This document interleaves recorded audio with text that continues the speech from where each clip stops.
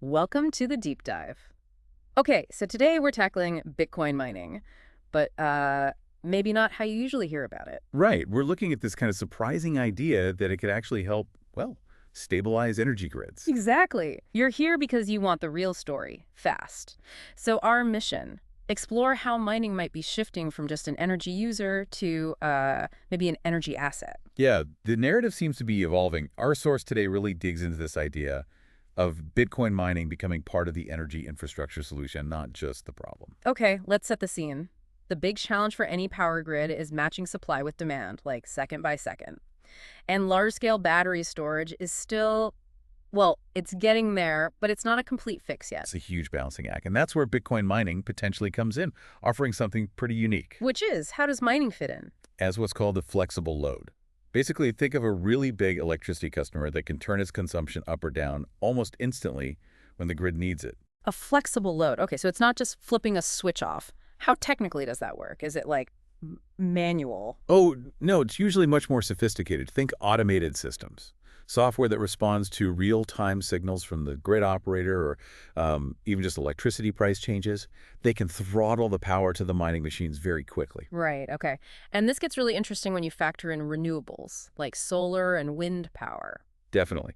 Because renewables are fantastic, but they're variable. The sun doesn't always shine. The wind doesn't always blow when demand is highest. And sometimes they produce too much power, right, when demand is low. Exactly. And that's a problem.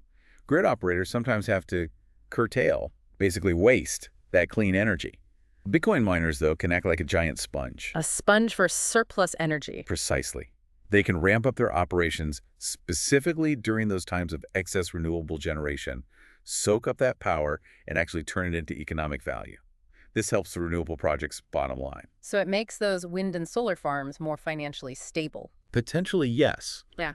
By providing a buyer for power that might otherwise be worthless or even costly to manage, it can improve the economics and maybe even incentivize more renewable investment. The source we looked at mentioned Texas, the ERCOT grid, as a place where this is playing out. Yeah, Texas is a key example. You have mining companies there actively participating in the energy market. When power demand peaks and prices shoot up, they power down their rigs. Saving the grid strain during critical times. Exactly. And when there's plenty of cheap power, often from wind turbines overnight, they ramp back up.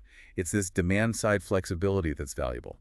Okay, so the article breaks this down into four main contributions. Let's quickly tick through them. First was demand response capability. Which is that ability we just talked about, acting as a controllable load, adjusting power use on demand to help balance the grid. Got it. Second, utilization of surplus energy. That's the energy sponge idea. Right. Taking excess renewable energy that might otherwise be wasted and putting it to use, improving overall system efficiency. Third, incentivizing renewable investment. We touched on that, making green projects more bankable. Yeah, by providing a large, predictable customer, especially in areas with good renewable resources, but maybe not enough local demand otherwise. And the last one was interesting, revitalizing underutilized infrastructure. What's that about?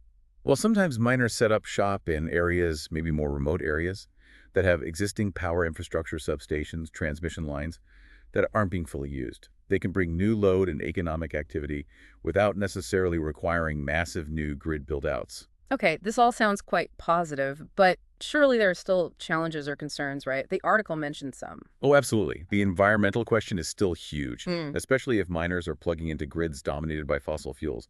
That doesn't negate the grid balancing potential, but the source of the energy matters immensely. And public perception, I imagine. Skepticism. For sure, transparency about energy sources, genuine community engagement, and a clear commitment to integrating with clean energy are going to be critical for this whole idea to gain broader trust and long-term sustainability. So, wrapping this up, the key takeaway seems to be this potential shift in perspective. Seeing Bitcoin mining not just as a massive energy consumer, but maybe, just maybe, as a dynamic, flexible partner for the grid, especially a grid with lots of renewables. Exactly. It's this unexpected intersection of digital protocols and physical power grids. It's still early days in many ways, Yeah. but the potential is definitely there and being actively explored. It really is a fascinating turn. Okay, so here's something to mull over.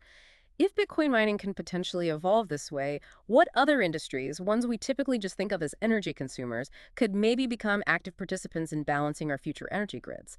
what other forms of demand flexibility might emerge. Something to think about. Thanks for joining us for this deep dive.